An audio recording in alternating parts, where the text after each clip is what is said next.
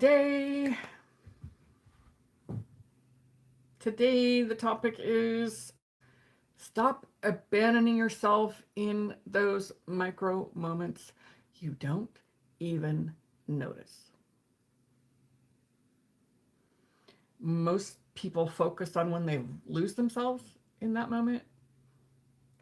I'm more interested in what happens when you stop abandoning yourself, when you stay with yourself and it doesn't feel the way you thought it would.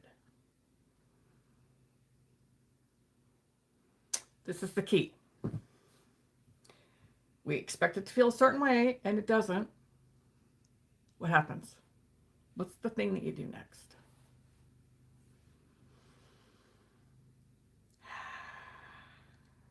Right? What's the thing you do next? You say the thing, you've set the boundary, you didn't over explain it. Here's an example. One night I was having a moment, something happened, and I was just beside myself. Really upset. Upset with myself, just upset with this whole situation. And he wanted me to laugh and to lighten up, and you know, that's his role, and often that works. This time I really wanted to just sit with it. Yeah, it wasn't comfortable. And out of my mouth comes, he said to me, I can't join you. He said, I'm not expecting you to join me, but I'm also asking you to stop trying to make me feel better. And he just saw its body language. And I was like, oh my God, let me fix it now. I'm sorry. I wasn't trying to make you mad. I wasn't trying to hurt your feelings. And then I heard myself do that. And I stopped. Right? We start to second guess ourselves inside. And then we want to over explain it or soften it. That's what I was doing. And I caught myself in that moment. And I stopped and I let it be. I let it be what it was. As uncomfortable as it was. Me. Right? Yes. Hello. My new handle. Hi. So how many of us, we get in the moment, we say something, and then we're like, oh crap, I just said that out loud. And I want to change it. And I want to fix it. Hello? Right? I want to lighten it. I want to soften it. I want to change how it landed for that person. Yeah.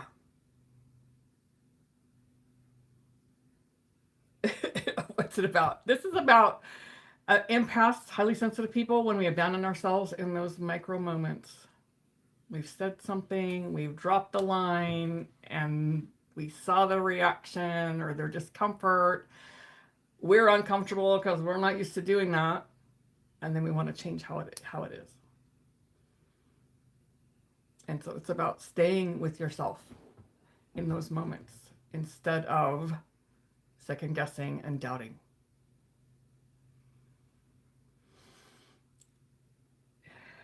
Just let that land for you because it's uncomfortable. Yeah. It's quite uncomfortable when we learn how to do that. And I've been doing this a while and it's still uncomfortable. I'm in a lockdown. Oh, okay. What kind of lockdown are we speaking of? So it's not that we did something wrong. Wrong is a quote unquote. I find I need to just be uncomfortable. Yeah, that's how we learn to just live in it and not try to change it for people or to regulate them because we feel like they're uncomfortable with what we said. Because we do that automatically. People that are highly sensitive and empathic, we automatically do that. Yes, eventually uncomfortable. Yes, 100%. It does. It becomes the new normal for us. Yeah. So it's learning how to stay in it when we just let it land for them and it adjusts itself without us trying to fix it or change it. And And that's the key for us, because we are used to, most of my life, up till for the last few years, I'm busy regulating everybody around me and the whole environment. When I'm uncomfortable, I take action. When I'm comfortable, I am lazy. Well, interesting. Well, comfort is comfortable. It's comfortable, right? It's a comfortable place to be. It's familiar. Uncomfortable is unfamiliar. But this is where a lot of people don't know how to work with it, or don't learn how to work with it, because we were never taught to be still, and that it was okay to speak our truth or what we need for ourselves, or have boundaries.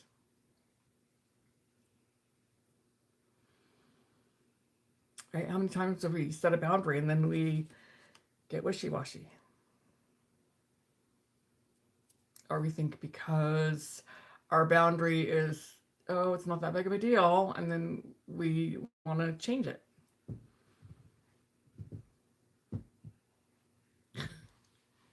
Really? Oh my God. Well, let's see. I am in Oklahoma. I missed something here. Sometimes there's a worry in comforting someone, and then the entire scenario plays out, and it wasn't so bad. Yes. Confronting. Yes. We don't like to confront people, because we already know. We already know that we're going to feel what they feel, and I'll avoid it. I don't like it. I'm way better today. I don't have to confront people, but I can be assertive. And then there's still things that that are uncomfortable. I have a person that decided he thinks I don't like him. Something happened. I had to hire out that part of my business. Human resonances. Yes. They're going crazy right now. Anyway, I'll see him. He's excited to see my husband. They're good friends, and I'll hug him, and then he'll want to, he'll be polite and just like this strong arm hug to me, and I don't like it. It doesn't feel good. Doesn't feel comfortable, and I had made up my mind the last time I saw him I would say something, and I didn't do it. I didn't want to rock the boat.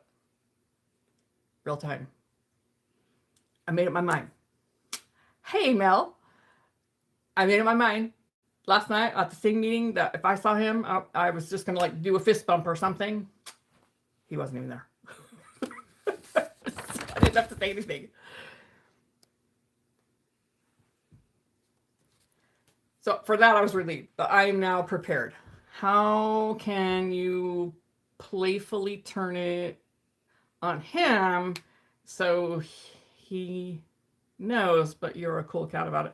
Yeah, I've contemplated how to bring that in a way that's not confrontational, right? But that would be also clear in my boundary. And it may just be as simple as, coming up and do the fist bump. It could be that simple. Start a secret handshake with them. I like that. That's a good idea.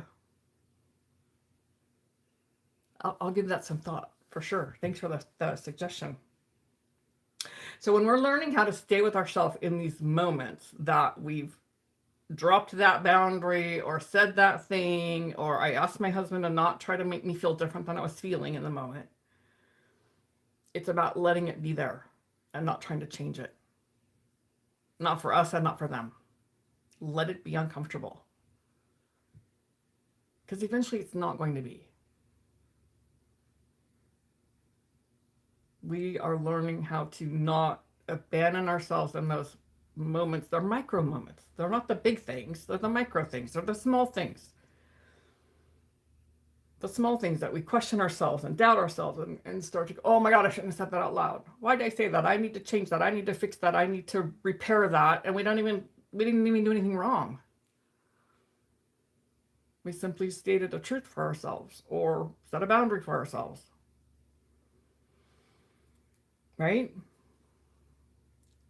there are these moments when we stay with ourselves in that discomfort. It passes. It doesn't take very long. It'll pass. The relationship will regulate itself. And then we carry on. Where we want to change is the after the fact. It's not a big thing. There's not this big moment. It's a very subtle, quiet moment. That's not comfortable. I expect, I've always wanted those big moments, those big lightning bolt aha moments, and they're just not like that.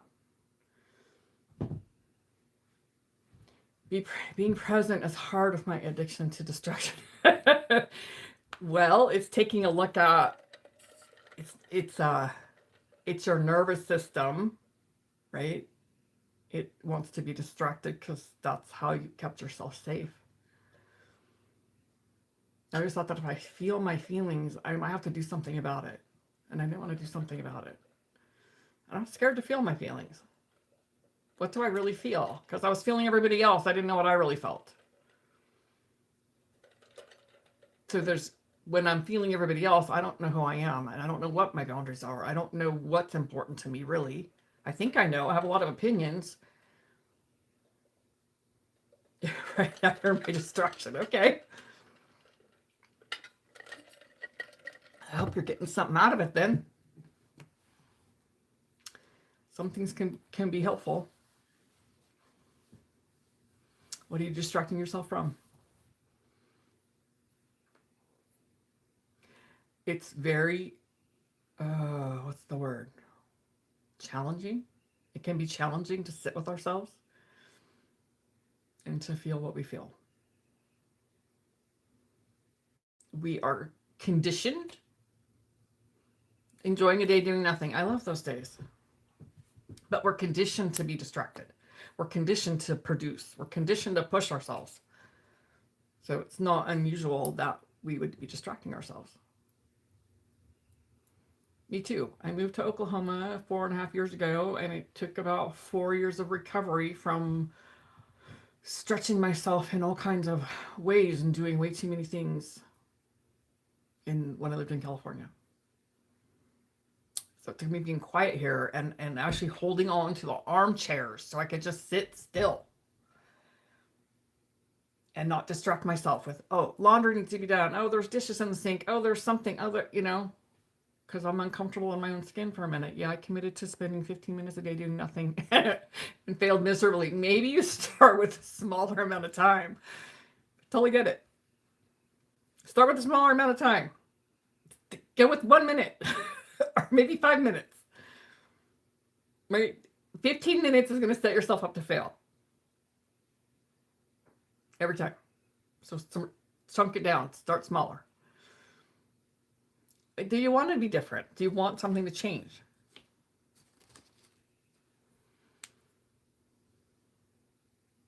That's really the question. Do you want something to change? If you're happy the way you are, don't change it. If you're missing a moment and you know that things could be a little bit different and you might like it to be a little different, or you're not abandoning yourself in those moments, do the micro step.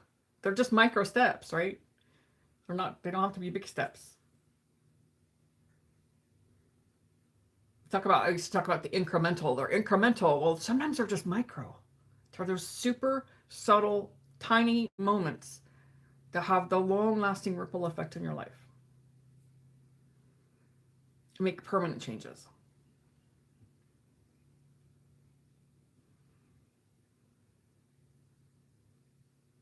So what happens when you say the thing and then you just let it land and you get to be uncomfortable with yourself for a moment? Think about a time just recently in your life where you didn't do that, or you wanted to change it and fix it and smooth it and put a little salve on it. What would you do different going forward? Would you allow it to just be? And allow the moment to be what it is.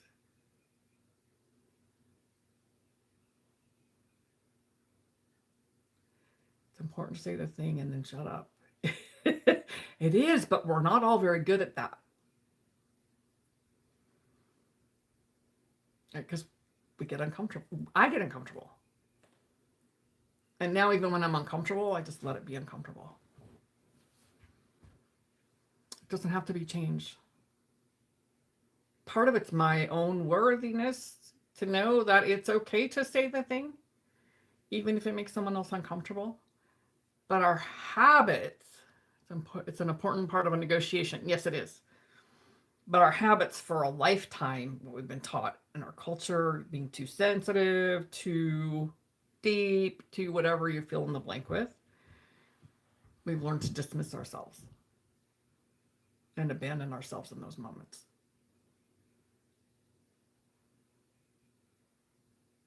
So we never really get to know ourselves, what's important to us. I didn't know how to separate myself from you and them. I mean, you and me. Like this. I grew up in really enmeshed, no boundaries, no distinction about my own person. So it's taken several years to know me and to be okay if I say something that makes people uncomfortable and to not have to rush in and fix it. Because I am direct and I'm pretty blunt at times. My clients know that about me. They appreciate that about me, but there are times that I want to rush in because I can feel them. I feel the closing down, or I feel their energy shift. That's where I want to jump in. Could just speak personally whenever possible. It disarms people. Yeah. It can disarm them, can build the relationship. For sure. 100%. But in the moment, or when in that moment, and we've said the thing, just let it be.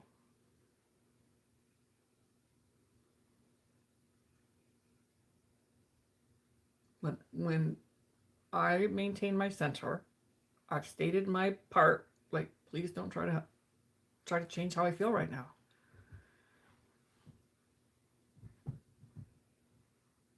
So growing up in a household where feelings were not acceptable, now I want to be able to feel them and accept them.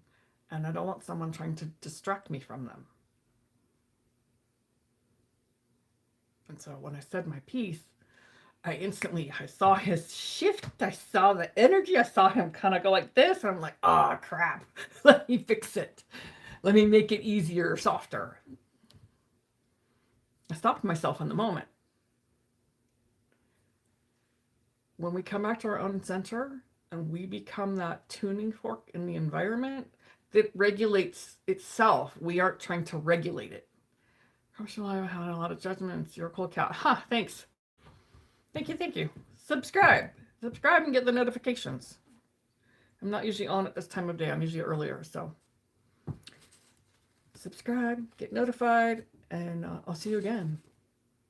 Have a beautiful afternoon. Enjoy your weekend.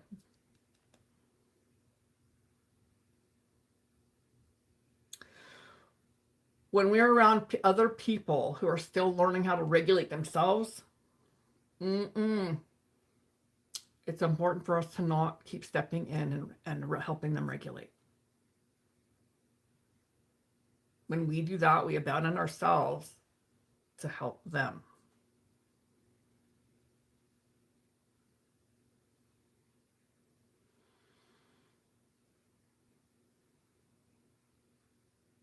Just letting that, let you hear that.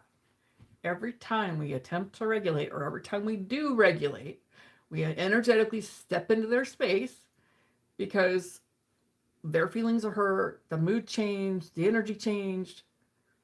I'm interfering in their process, and I'm abandoning myself in that process.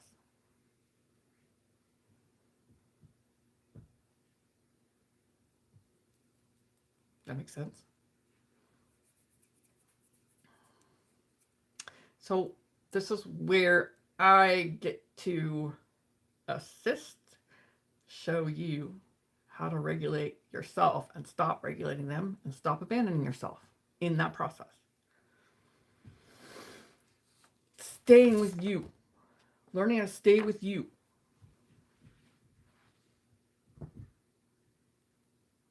Questions? Do you have any questions about this?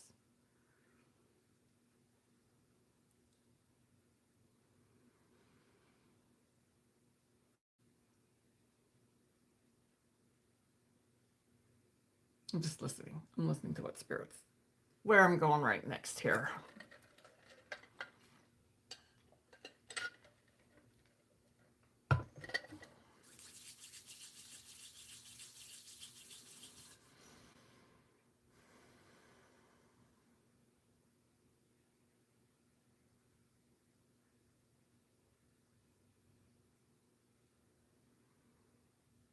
Oh, I thought it was a different comment. It's the same one. The popping up and down on the screen.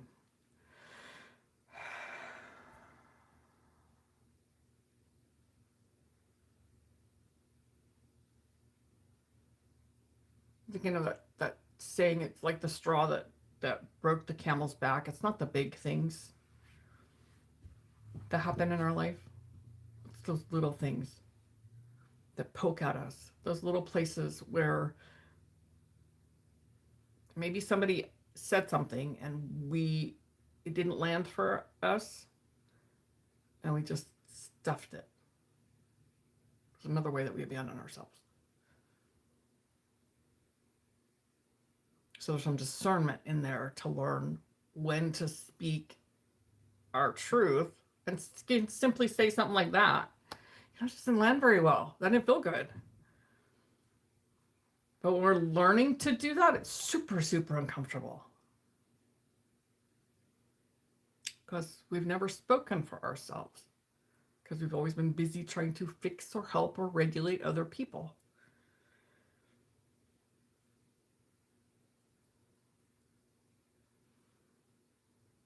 So those are the moments when we've said our piece. Now it's uncomfortable. And to stay there. Stay in that moment. Let it be uncomfortable.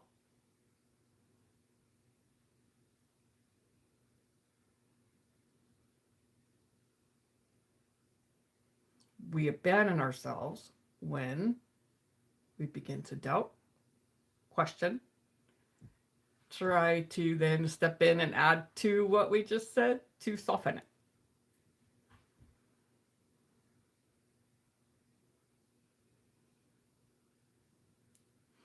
So I'm offering the little micro series. Going to begin on Thursday. It's coming up Thursday. Of this exact thing, how to stay with yourself in those moments. We're going to dive deeper in, show you how to stay with you in those moments, building your core, staying grounded in yourself.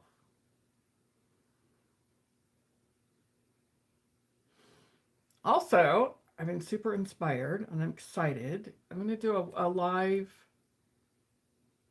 I'm not sure. I don't have a date yet, but I do know I'm going to do a free live. I'll do it on Zoom, and I'm going to put out notifications, email people and let them know about it. If you would like to be involved in that, or either thing, you can email me. I don't have anything set up for this, so just email me, Marty at empathicsuperpower.com. I'll have your email address, and I will send you information. And then you'll know when I'm going to do the free live, and you'll get information if you would like information about the 4-day micro series. And if you don't want any of that, and you do want that, email me. If you would like to just be here, subscribe. I do this every week. Unless I'm gone. Obviously, I was gone this morning doing a volunteer fundraiser. So that's why I'm here this afternoon. I like Saturday mornings. It's weird to be here in the middle of the day, afternoon. Anybody have questions before we wrap this up? Is there anything else for me to add here? Let me listen here for a minute.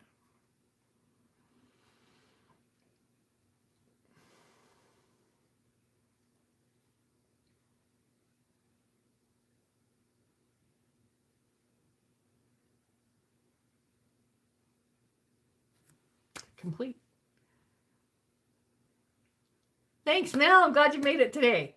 I know it was a weird time. I was like, oh, I forgot all about it yesterday when I was scheduling, putting out the notification. I'm like, oh, I totally forgot. We're busy in the morning. So, have a very fabulous weekend. And I will see you here next Saturday. If you want information, email me, Marty at Empathic Superpower, and I'll share information about the micro series and or the free live that's going to be somewhere in the next couple of weeks, maybe 3. All right, lovelies, have a great weekend. I appreciate you being here. Thank you. Namaste.